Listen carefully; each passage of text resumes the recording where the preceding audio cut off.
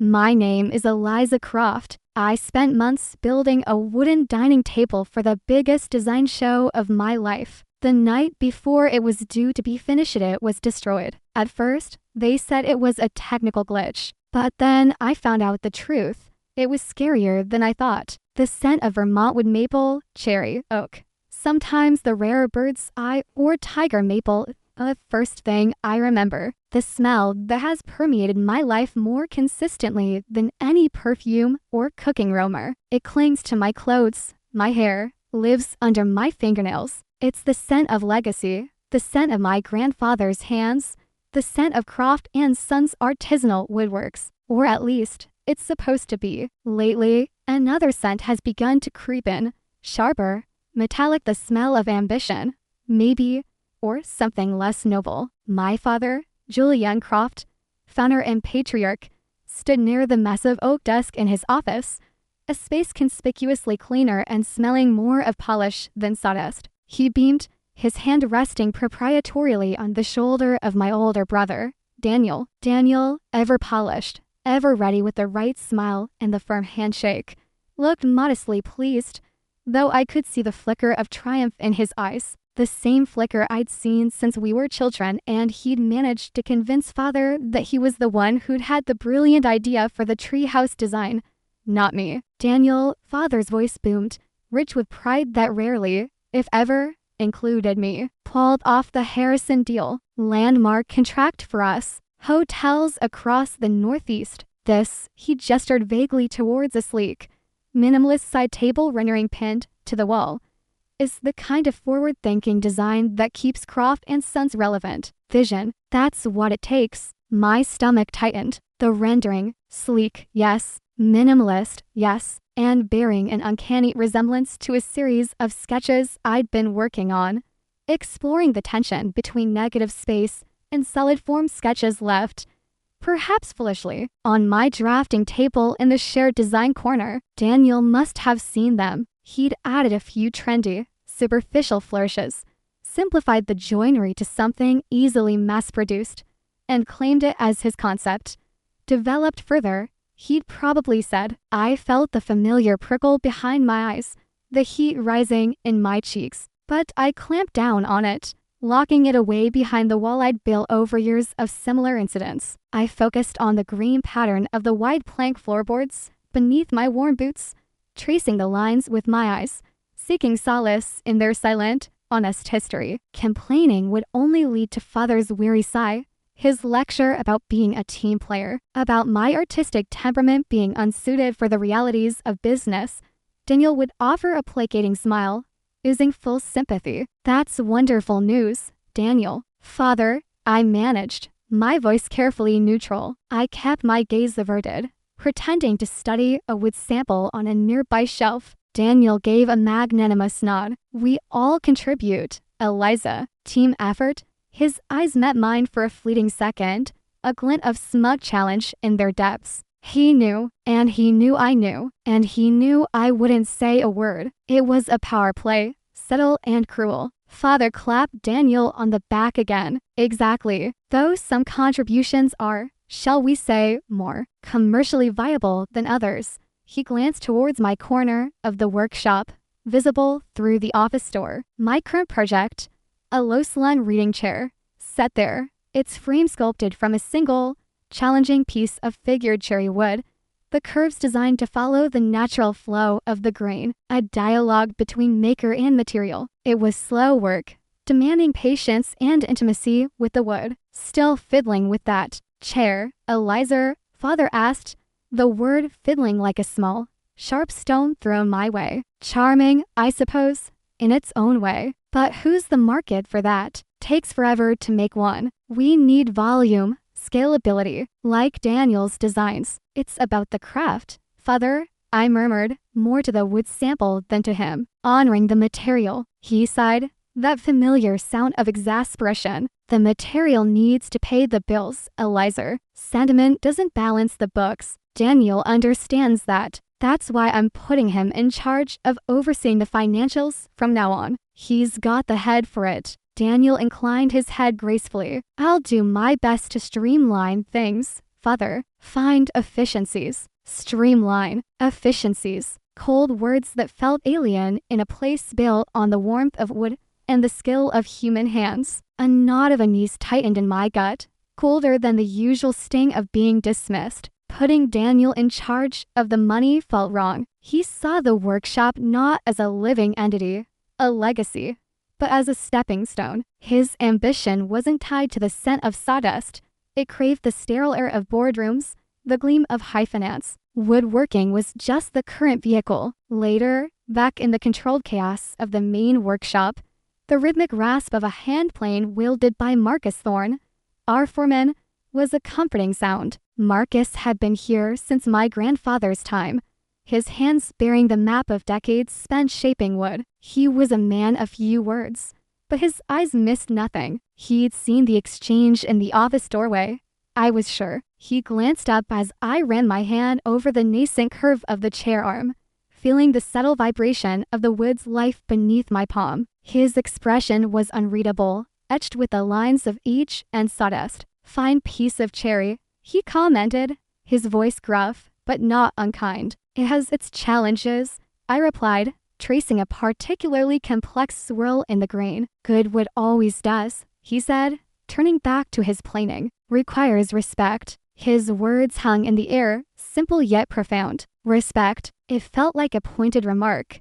aimed not just at the wood, but perhaps at the currents shifting within these walls. Over the next few weeks, Daniel embraced his new financial role with gusto. Memos appeared, outlining new purchasing procedures. Whispers circulated among the small team of artisans about slight delays in receiving specific veneers or hardware. Blame on supply chain fluctuations. Costs for standard materials seemed to creep up on the internal reports Daniel presented to Father, attributed to market volatility. I noticed it first with the walnut order for a commission bookcase. The invoice Daniel filed seemed higher than the quote I'd gotten directly from the supplier only weeks before. When I queried it gently, mentioning the discrepancy, Daniel waved it away. Bulk pricing changes, Eliza, fluctuations. You wouldn't understand the complexities.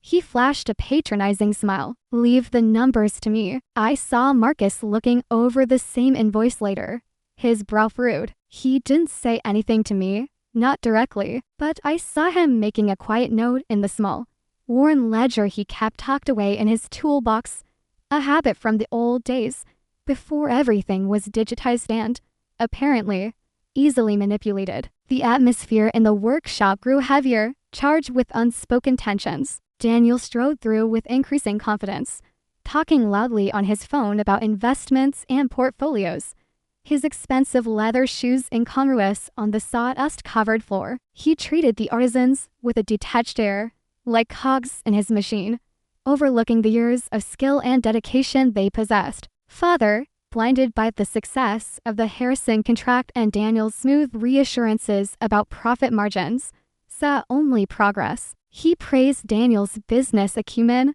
his sharp eye. My chair became my sanctuary. Each pass of the spoke shave, each careful tap of the chisel, was an act of defiance, a reaffirmation of what Croft and Sons was supposed to stand for. The wood didn't lie. It didn't scheme or manipulate. It simply was, offering its beauty and its challenges honestly. As I worked, smoothing the wild cherry into submission, coaxing out its inner fire, I felt a growing sense of unease morphing into a cold certainty. Daniel wasn't just ambitious.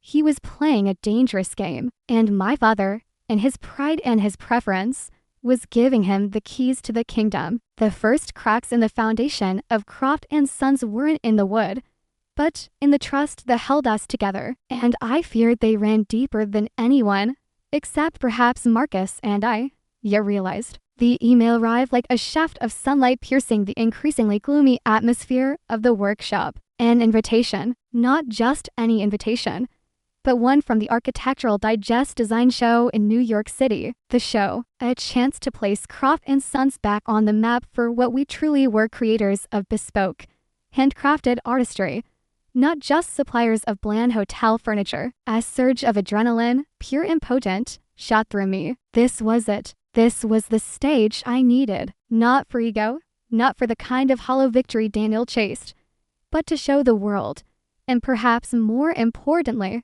to show my father, the soul of Croft and Sons, the legacy he seemed determined to forget. The craft deserved this. Grandfather's memory deserved this. I deserved this chance to prove my worth, not in spreadsheets, but in shavings and grain. The idea sparked almost instantly, born from the frustration and the quiet defiance that had been simmering within me. A dining set, a table, and chairs. But not just any set. I envisioned something born from the deep woods of Vermont itself, something that spoke of mist and moss and ancient trees. I would call it Whispering Woods. The design began pouring out of me onto paper late at night, long after the workshop lights were dimmed. Intricate carvings reminiscent of bark and lichen, legs like roots gripping the earth, a tabletop finished to such a deep, lustrous sheen it would feel like gazing into a still forest pool. It demanded a special material, something with history and character. I knew the perfect source, a small, sustainable lumber mill upstate that specialized in salvaging rare, old-growth maple, wood with figuring so complex it seemed alive. The techniques would be challenging, pushing my skills to their limit. Delicate fretwork, complex joinery that celebrated, rather than hid, the construction. I knew I had to keep it quiet, at least initially. Daniel's recent success had inflated his ego and his paranoia. If he saw this as a threat to his position as the designated star, he would find a way to undermine it. And father would likely dismiss it as another of my impractical passions. So,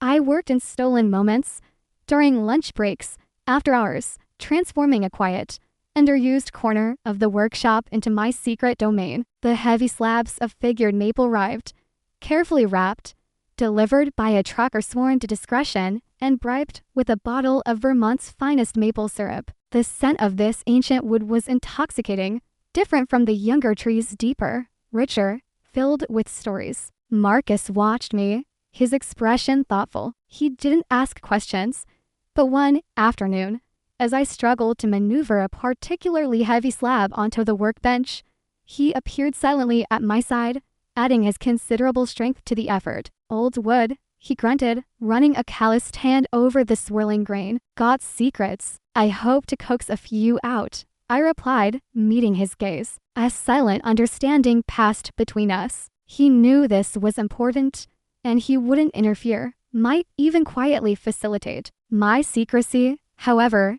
couldn't last. Father, making one of his increasingly rare tours of the actual workshop floor, caught sight of the partially carved table leg. "Eliza, what on earth is this?" His tone wasn't angry, just bewildered, as if confronted by an alien artifact. "More fiddling. It's a potential piece for the design show, Father," I said, trying to keep my voice steady. "Professional. A dining set. I call it Whispering Woods." He peered closer, skepticism etched onto his face. "Intricate. Very ornate. Doesn't seem very now, does it? Daniel's designs are so clean, so marketable." He shook his head. "Don't waste too much time on this, Eliza. We need to focus on profitable lines." "Still," he added, perhaps sensing my crestfallen expression, "I suppose it keeps you busy."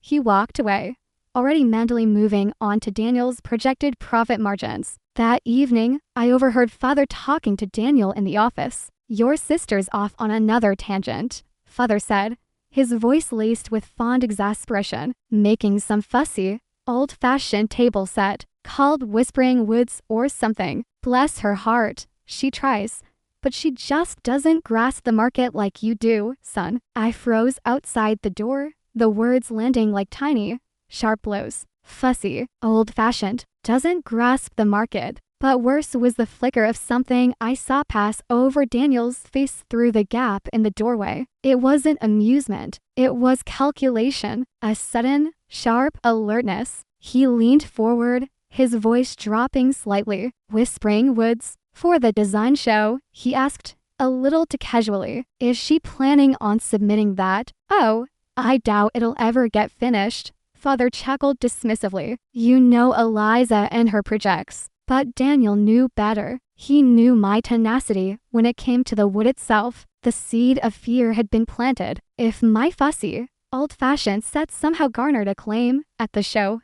It would expose the comparative soullessness of his mass-market designs. It would challenge the narrative he'd carefully constructed Daniel, the visionary successor, Eliezer, the quaint hobbyist. His position, built on father's favoritism and shrewd manipulation, suddenly felt precarious. The envy, always simmering beneath the surface, now flared into something colder, more determined, fear of being overshadowed, of being exposed. The sabotage started subtly, insidiously. First, whispers reached me indirectly through a contact at a smaller, rival workshop. Apparently, someone had been sharing distorted details about my carving techniques, framing them as unnecessarily complex and structurally unsound. It was designed to preemptively discredit my work within the local woodworking community. Then came the supply issues.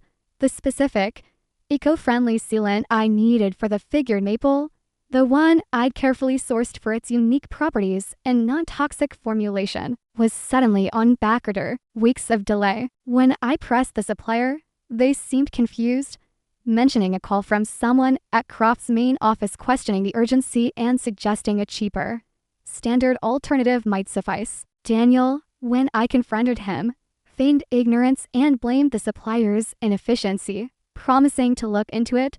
The sealant never arrived on time. I had to scramble, compromising on a less ideal, though still high quality, alternative. He started making casual remarks to potential clients who visited the workshop.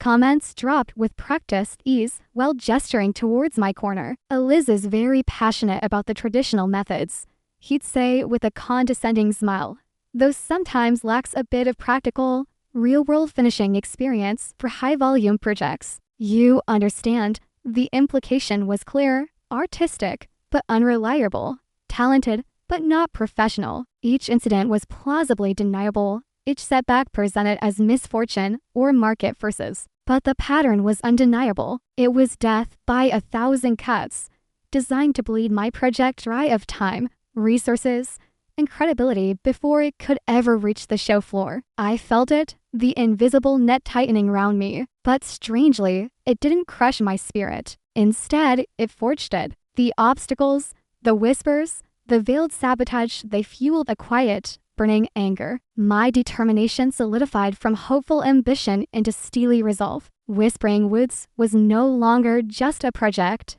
It was a statement. It was my truth, carved into wood. I worked with fierce intensity, pouring every ounce of my skill, my frustration, my love for the craft into the wood. The carvings grew deeper, the joinery more precise. The wood itself seemed to respond, its complex green patterns emerging under my tools like secrets finally being told. Marcus watched me, his silence now carrying a weight of concern. One evening, as I meticulously sanded a chair seat long after everyone else had gone home, he paused by my bench. "He's making it difficult for you," he stated, not a question. I nodded, not looking up from my work. "He sees it as a threat. Some people," Marcus said slowly, his eyes scanning the workshop, now Daniel's domain as much as father's, "can't stand to see light shining on anyone but themselves. Be careful, Eliezer. Desperate people do desperate things." His words echoed in the quiet workshop,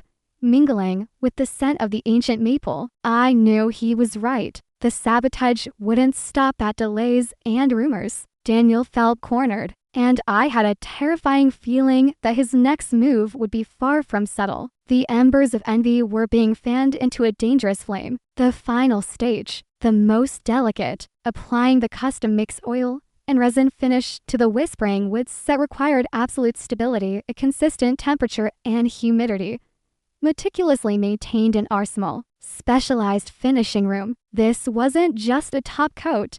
It was a multi-layered process designed to penetrate the figured maple, enhancing its depth and chatoyancy, giving it that still forest pull effect I envisioned. Any sudden fluctuation could shock the wood, causing microscopic fissures, or worse, bloom and cloudiness in the finish itself. It had taken weeks to reach this point, weeks of battling Daniel's subtle obstructions and pouring my soul into every curve and joint. Tomorrow, the final coat would cure, and the set would be ready for transport to New York. That evening, the workshop hummed with a nervous energy. The deadline loomed. Daniel, ostensibly overseeing the frantic, last-minute assembly of his soulless side tables for the show, a rush job necessitated by his focus on hindering me, was barking orders. His usual smooth fluid cracking under self-imposed pressure. He needed his commercially safe pieces ready as a backup, a justification for his leadership should my project falter or be made to falter. I stayed late,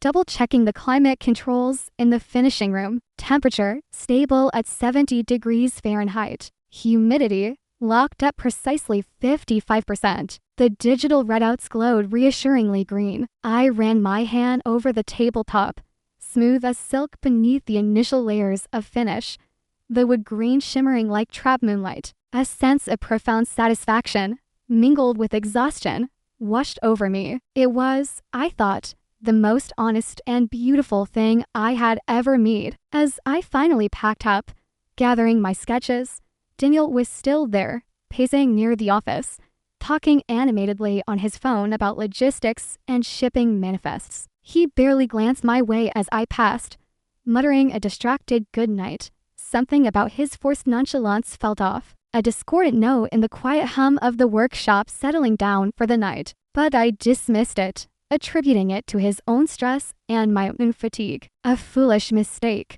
The next morning, I arrived before dawn, eager to see the cured finish under the first light. The usual comforting scent of sawdust was overlaid with something else, something acrid and wrong, emanating from the direction of the finishing room. A cold dread clenched my stomach. I broke into a run, pushing open the door. The wrongness hit me full force. The air was thick, humid, and strangely cold, a clammy, damp chill that had no place in a controlled environment, and the smell of faint chemical tang, sharp and unpleasant. My eyes flew to the climate control panel. The readouts glared red. Temperature, 55 degrees. Humidity, 85%. Wildly off. Impossible. Unless, then I sort. My breath hitched in my chest. A strangled gasp. The Whispering Woods table, my masterpiece, was ruined. The surface, once like polished glass, was marred by a network of fine, spidery cracks, radiating across the beautiful figured maple like shattered ice. The finish itself was cloudy, opaque in places, streaked with loathsome milky blooms, where the sudden moisture and temperature shock had wreaked havoc. The chair seats, visible beyond the table, suffered the same fate. It wasn't just damaged, it was desecrated. A wave of nausea washed over me. Hours, weeks, months of painstaking work, the embodiment of my passion, my one chance to prove myself destroyed. The sheer, calculated cruelty of it stole my breath. Tears welled, hot and blinding, but they felt distant, disconnected from the cold, hollow devastation that consumed me. I sank to my knees, my hand hovering over the ruined surface, unable to touch the wounds inflicted on the wood. Wounds that felt like they were carved into my own skin. Footsteps approached rapidly. Daniel appeared in the doorway, his face a mask of concern. Eliza, what's wrong? I smelled something. He stopped short, his eyes widening in faint shock as he took in the scene. My God, what happened? He rushed forward, examining the damage. The climate controls, they must have malfunctioned. That cheap system, father insisted on. He shook his head, tutting sympathetically. But his eyes, when they flickered towards me, held not sympathy, but a cold, assessing light. It wasn't a malfunction, I whispered, the words tasting like ash. My voice was flat, devoid of the tears that still tracked silently down my face. The shock was already crystallizing into something else, something hard and sharp. Don't be ridiculous, Eliza, Daniel said quickly, his tone shifting to one of gentle reprimand. What else could it be? Look, maybe you were rushing the finish, under pressure for the show. Sometimes these complex finishes react badly if the process isn't followed exactly. He placed a hand on my shoulder. It felt like ice. It's okay. These things happen. Stress affects us all. The insinuation was clear. I was incompetent. I had failed. My ambition had outstripped my skill. He was already spinning the narrative. Father arrived moments later, summoned by Daniel. His face, when he saw the ruined set, crumpled first in disbelief, then hardened into anger and profound disappointment directed entirely at me. Eliza, how could you be so careless? He thundered, his voice echoing in the small room. Months of work, rare wood, down the drain. I told you this project was too ambitious, too impractical. Father, it wasn't. I started, but Daniel cut me off. It's all right, Father, Daniel said smoothly, stepping between us. The very picture of the responsible older brother shielding his distraught sister. It's a terrible setback, but blaming Eliza won't help now. The important thing is Croft and Son's reputation. We can't show up at the Architectural Digest show empty-handed.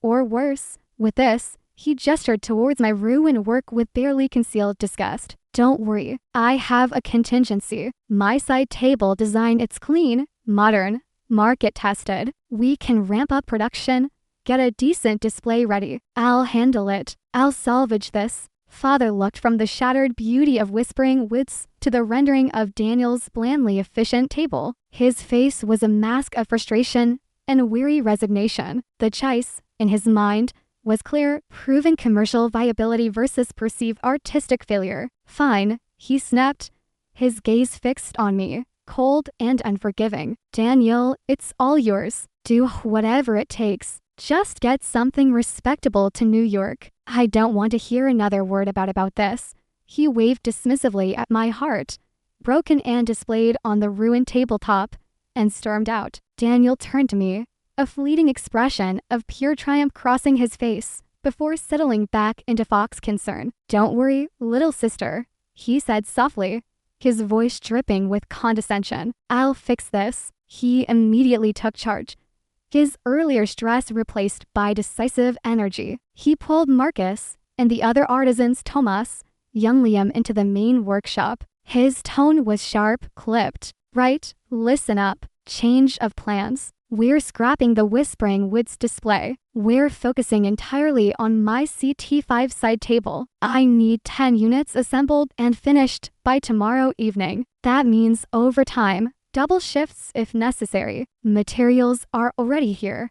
He gestured towards a pallet piled high with standard grade lumber, noticeably cheaper than our usual stock. No arguments. Anyone who isn't a team player can clear out their bench right now. We have a deadline and a reputation to protect. The men exchanged uneasy glances. They knew the CT5 was a simplistic design, churned out quickly, using inferior materials masked by a thick, sprayed lacquer finish. It was everything Croft and Sons wasn't supposed to be. But Daniel's threat hung heavy in the air. Jobs were scarce in rural Vermont. Marcus met my eye across the workshop, his face grim, etched with a mixture of anger and helplessness. I stood there, numb, amidst the sawdust and the scent of betrayal. The initial devastation was ebbing, replaced by a glacial rage. The tears had stopped, the grief remained, a leaden weight in my chest, but it was now overlaid with something else,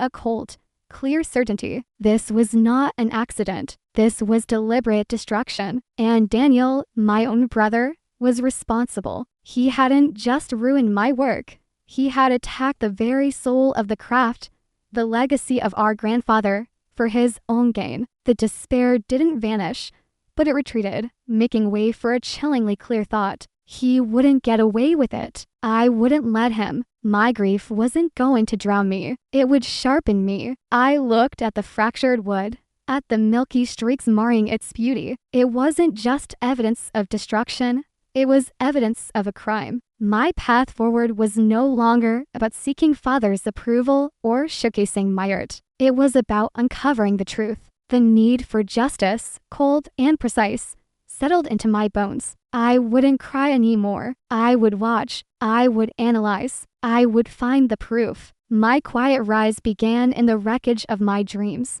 The days leading up to the design show were a blur of forced activity and simmering resentment. Daniel drove the workshop like a factory foreman, pushing Marcus, Thomas, and Liam relentlessly. The air was thick with the fumes of cheap lacquer spray and the tension of unspoken anger. He demanded speed over quality, his focus solely on producing enough units of his sterile CT5 table to create an illusion of successful productivity for the New York showcase. He was curt, dismissive of any concerns raised about the rushed joinery or the quick-drying, low-grade finish. His triumph seemed absolute, his control complete. But beneath the surface, things were shifting. Daniel's confidence, though outwardly booming, had a brittle edge. He seemed jumpier, casting sharp, assessing glances towards me whenever he thought I wasn't looking. My silence, my lack of outward despair after that first morning, clearly unnerved him. He had expected tears, accusations, a retreat into artistic melancholy. He hadn't expected quiet observation. He also hadn't counted on Marcus Thorne. Marcus, forced to oversee the production of work that offended his deep-seated principles of craftsmanship, was a man wrestling with his conscience. His loyalty to the Croft family, instilled over decades, warred with his disgust at Daniel's actions and his quiet, paternal concern for me. I saw it in the tightness around his mouth, the way he avoided my gaze, the extra care he took in maintaining the older machinery, as if seeking solace in honest mechanics. One evening, long after Daniel and father had left, Marcus found me in the now silent finishing room. I wasn't mourning anymore.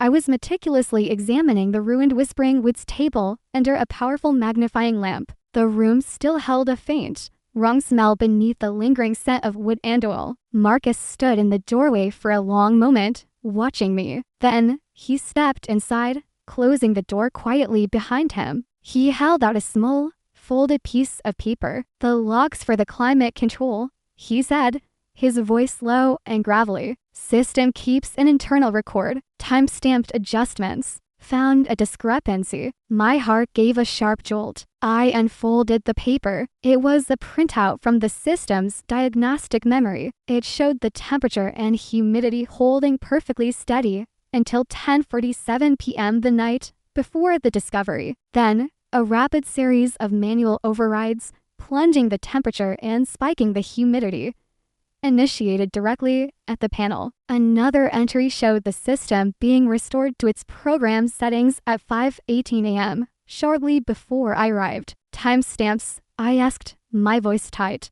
Daniel signed out on the workshop log at 11:15 p.m. that night. Marcus said, his eyes hard, said he had late calls to make, and he was the first one officially in yesterday morning, around 5:30 a.m. "Before you." The implication was damning. The window of the Sabotage aligned perfectly with the times Daniel was alone in the workshop. Marcus then produced another small stack of papers, secured with a rubber band. "These are the original supplier invoices for the lumber Daniel ordered for his tables, and the finishing supplies." He told me to shred them, said he was streamlining the records. I didn't. He looked down at the papers, then back at me. "The costs he reported to your father were inflated significantly, and the materials they're built are grade pine and cheap import ply, not the domestic hardwood listed on the doctored invoices he filed." A wave of cold clarity washed over me. It wasn't just sabotage. It was systematic fraud. He was destroying my work while simultaneously embezzling from the company, using the rush job as cover. "Thank you, Marcus," I said, my voice thick with emotion I hadn't allowed myself to feel until now. "Gratitude. This is incredibly brave." He shook his head, waving away my thanks. "Worked for your grandfather. He built this place on honesty. Can't stand by and watch it turned into this." He gestured vaguely towards the main workshop, where the soulless tables awaited shipment. "There's more," he added hesitantly. "The lads told us, Liam, they're scared of losing their jobs. But they're angry too." He threatened them, told them to keep quiet about the material swap, about the rushed work. Said he'd guarantee they'd never work in woodworking in Vermont again if they breathed a word. "Would they be willing to state that?" I asked carefully. Marcus nodded slowly. "If it came down to it, if they knew it would matter. They respect the craft. He doesn't." My own investigation, fueled by Marcus's revelations, gained momentum. My knowledge of wood, deeper and more intuitive than Daniel could ever comprehend, told me the cracks on Whispering Woods weren't natural checking or the result of a faulty finish application. They were trauma fissures caused by rapid, extreme environmental shock consistent with the log data Marcus had found. And the smell, that faint, acrid chemical tang I noticed lingered subtly in one corner of the finishing room, near an air intake vent. On my hands and knees, flashlight beam playing over the floorboards, I found it a small, almost invisible residue. I carefully scraped a sample into a clean glass vial. It smelled vaguely familiar. I racked my brain, then it hit me. It was a cheap, fast-evaporating solvent, one Daniel had briefly suggested months ago as a cost-cutting measure for cleaning spray guns. I had vehemently rejected it then, setting potential contamination risks to our high-end finishes and its incompatibility with the sensitive climate control filters. He must have used it, perhaps sprayed near the intake, to accelerate the temperature drop or introduce damaging contaminants, creating an effect that mimics system failure more convincingly than just fiddling with the thermostat. I contacted the manufacturer of the climate control system, posing as a student researching workshop environmental controls. I confirmed that the system logs were stored internally. Difficult, but not impossible to tamper with if you had direct access, and the administrative password which Daniel, overseeing operations, would have. More importantly, they confirmed that such drastic, rapid cycling as shown in the logs was highly irregular and indicative of manual override, not typical malfunction. Piece by piece, the truth was assembling itself, cold and hard as steel. I documented everything, photographs of the damaged, wood alongside magnified images of the trauma fissures, the printout of the system logs, Marcus's salvaged invoices, the carefully labeled solvent sample. I discreetly recorded brief conversations with Tomas and Liam, capturing their fear and their resentment, their confirmation of Daniel's threats and the material substitutions. Each piece of evidence felt like a weapon being honed. Daniel felt the shift, my quiet intensity, Marcus's stony silence, the nervous energy of the other workers. It created an atmosphere thick with unspoken accusation. He tried to reassert control, becoming even more demanding, finding fault with minor details, reminding everyone who was in charge. He started double-checking logs, scrutinizing the workshop logs, even casually asking me what I was penciling in my notebooks all the time. Just sketching, I'd reply calmly, meeting his gaze directly, exploring new ideas. His eyes would narrow, searching my face for any sign of weakness, any hint of my true purpose. He found none. The fear beneath his bluster was palpable now. He knew something was coming, but he didn't know what or when. The hunter was becoming the hunted. The New York show was days away. The stage was being set, but not for the performance Daniel envisioned. The Architectural Digest design show buzzed with a sophisticated energy. Crystal glasses clinked, low murmurs of appreciation filled the vast exhibition hall, and the air itself seemed polished, scented with expensive perfume and the faint, clean aroma of new materials. Our booth, bearing the proud banner of Croft and Sons Artisanal Woodworks, stood prominently, bathed in carefully arranged spotlights. And there, center stage, stood Daniel, impeccably dressed, radiating confidence. He held court before a small gathering of journalists, potential clients, and influential designers. Beside him, looking strained, but trying to project pride, stood my father. On display were 5 of Daniel's CT5 side tables, their generic forms gleaming under the lights with a hard, superficial shine. So what we've focused on, Daniel was saying, his voice smooth and resonant, is leveraging the Croft and Sons heritage of quality while embracing contemporary market demands. The CT5 line represents a fusion of timeless craftsmanship principles with scalable, efficient production. It's about bringing accessible artistry into the modern home, ensuring the legacy continues to thrive commercially in the 21st century. He sounded convincing. He looked the part. To the casual observer, he was the picture of a dynamic young leader revitalizing a traditional family business. My father nodded along, his expression a mixture of relief and manufacturer pride. He desperately wanted to believe Daniel's narrative, to see this display as proof of his wise decision. I waited at the edge of the small crowd, Marcus a solid, reassuring presence just behind me. I wasn't nervous. Not anymore. A strange calm had settled over me.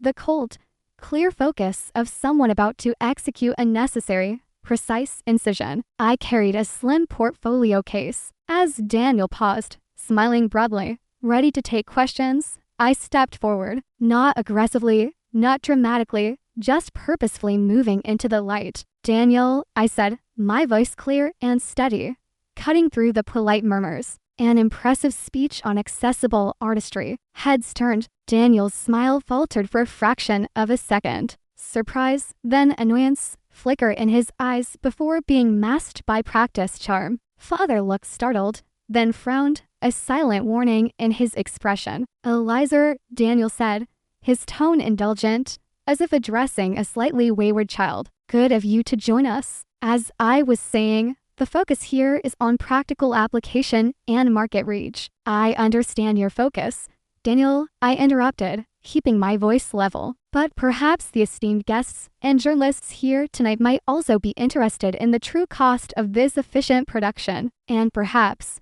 Father," I turned slightly to meet his gaze, "you might be interested in the real state of the legacy you entrusted to him." A confused silence fell over the booth. Daniel's face tightened, color draining slightly. "Eliza, I don't know what you're playing at, but this is hardly the time or place." "On the contrary," I replied, opening my portfolio case, "I think this is precisely the time and place for transparency." From the case, I retrieved not paper documents, but a tablet. Marcus stepped forward, connecting it swiftly to the large display screen integrated into the booth's backdrop.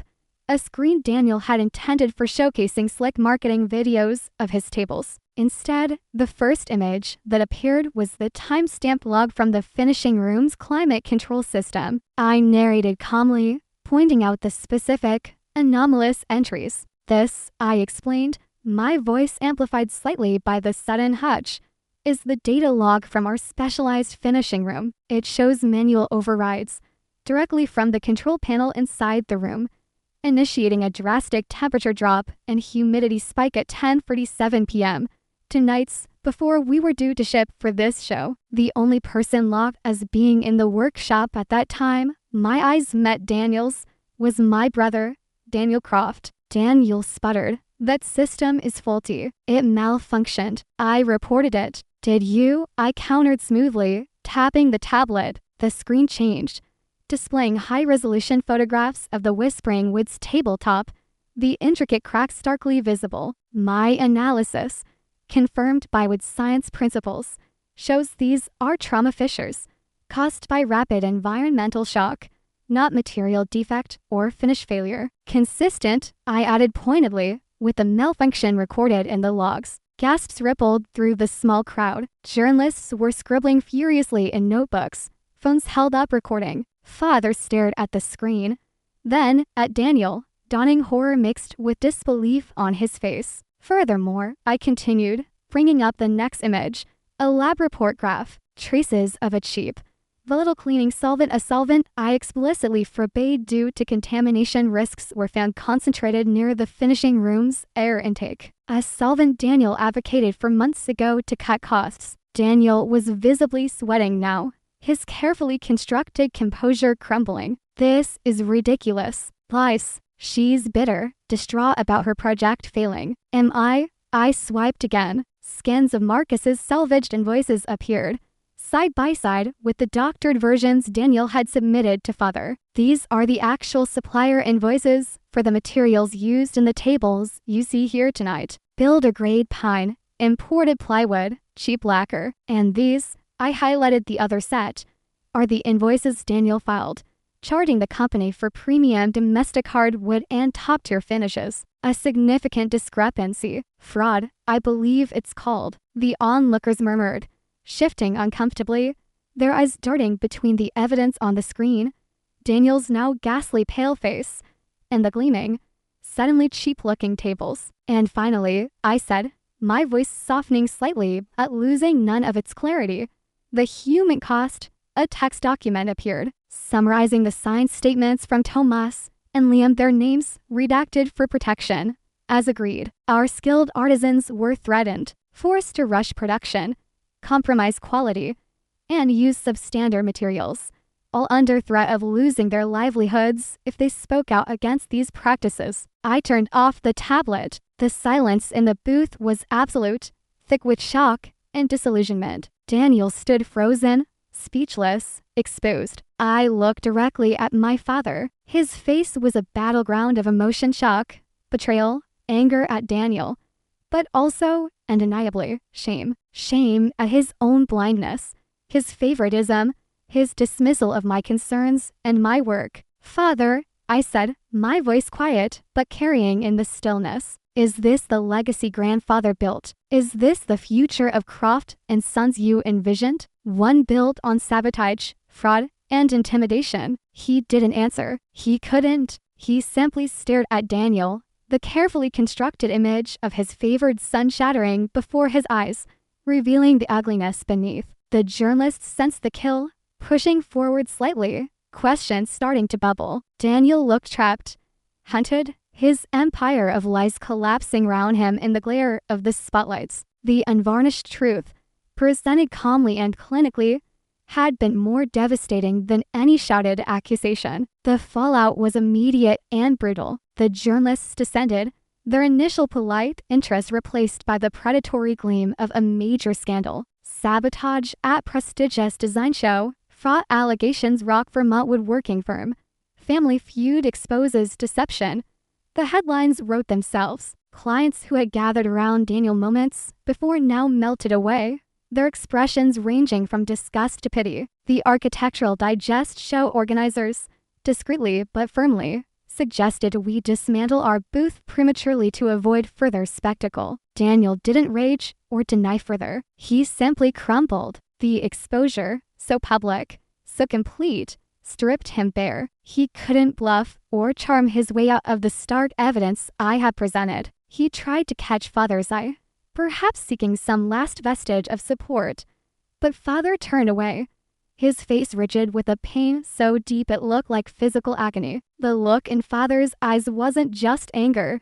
It was the profound disillusionment of a man realizing his judgment, his trust, his very perception of his own son had been catastrophically wrong. Back in Vermont, the reckoning was swift. Father, in a voice hoarse with emotion I hadn't heard since grandfather's funeral, confronted Daniel. It wasn't a shouting match. It was worse. It was the quiet, devastating pronouncement of severance. Daniel was stripped of all responsibilities at Croft and Sons, his access to company accounts frozen, his future involvement in the family business terminated. The word disowned wasn't spoken aloud, but it hung heavy and suffocating in the air of the polished office that Daniel had so recently commanded. He packed his personal effects sullenly, his face pale and drawn, avoiding the eyes of Marcus, Tomas, Liam, and myself. He left without a word, the slam of his car door echoing in the stunned quiet of the workshop yard. Legal repercussions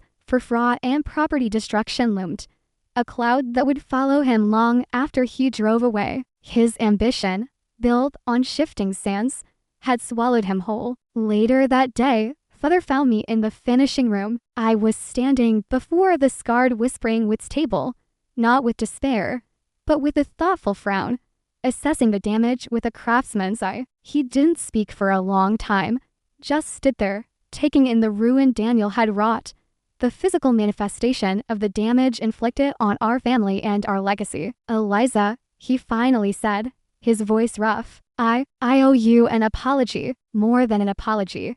He looked directly at me, his eyes filled with a humility I had never seen in him before. I was blinded by what I wanted to see, I suppose, by Daniel's promises, his easy confidence. "I dismissed your talent, your passion. I dismissed you. I saw craftsmanship as secondary to commerce, and I was wrong, so profoundly wrong." He gestured helplessly at the table. "He hurt you. He hurt the business. He dishonored your grandfather's name, and I let him. I enabled him." Tears welled in his eyes, tears of shame and regret. "I am so sorry, Eliza," he whispered. It wasn't a magic fix. Years of feeling overlooked, undervalued, couldn't be erased by a single apology, however sincere. But it was a start. It was the truth, finally acknowledged, laid bare between us. "Thank you, Father," I said quietly. The anger I had held onto for so long had served its purpose. It had fueled my fight for truth. Now, looking at my father's brokenness, it began to dissipate, leaving behind a weary sadness, but also a sliver of hope. The damage is done, to the table, to us. But maybe it's not irreparable. He looked up, hope flickering in his gaze. "What do you mean?" "The wood is still sound underneath," I said, running my hand gently over a less damaged section. "The cracks are deep, but perhaps they can be stabilized, incorporated. Maybe the story of the piece changes. It becomes about resilience, about surviving injury. It might not be the perfect vision I started with, but perhaps," I mused, "it can become something even more meaningful." And in that moment, a new path for Croft and Sons began to emerge. Father, humbled and trusting, formally asked me to take over the creative and operational direction of the workshop. He stepped back, offering support and resources, but acknowledging that the vision needed to be mine. My first act was to hold production of the remaining CT5 tables and cancel the few orders Daniel had secured through his deceptive practices. We absorbed the loss. Then I gathered Marcus, Thomas, and Liam. I apologized for what they had endured under Daniel's command and assured them that Croft and Sons would return to its core principles: quality, integrity, and respect for both the craft and the craftspeople. A palpable sense of relief filled the workshop. Slowly, painstakingly, I began the work of restoring Whispering Woods. It was a different process now, not just creation, but healing. Some scars remained, integrated into the design with dark resin inlays that traced the fractures like veins of resilience. It took months, but when it was finally finished, it was breathtaking, not despite its history, but because of it. It told a story of beauty and trauma, of survival and reclamation. We didn't return to the major shows immediately. Instead, we focused on rebuilding trust, taking on select commissions, creating pieces that spoke of authenticity. Word spread through the woodworking community, not of the scandal, but of the quiet resurgence of the daughter who had reclaimed her grandfather's legacy. Croft and Sons began to flourish again, slowly, organically, built not on slick marketing or inflated promises, but on the solid foundation of honest work and genuine passion. My relationship with Father began to heal too, slowly sanding down the rough edges of past hurts. Trust, once shattered, had to be rebuilt grain by grain, conversation by conversation. It wasn't easy, but it was real. The journey taught me that true strength isn't about avoiding scars, but about how you integrate them into your story. Talent and passion, when rooted in integrity, possess a quiet resilience that manipulation and envy can never truly extinguish. The pursuit of truth, even when painful, is the only bedrock upon which lasting value in craft, in business, in family can be built. Success born from deceit is fleeting, fragile as a poorly joined corner, while success built on honesty, skill, and respect for the material, whether wood or human spirit, endures. Vindication isn't about destruction, it's about restoration and the quiet power of reclaiming one's voice and one's rightful place.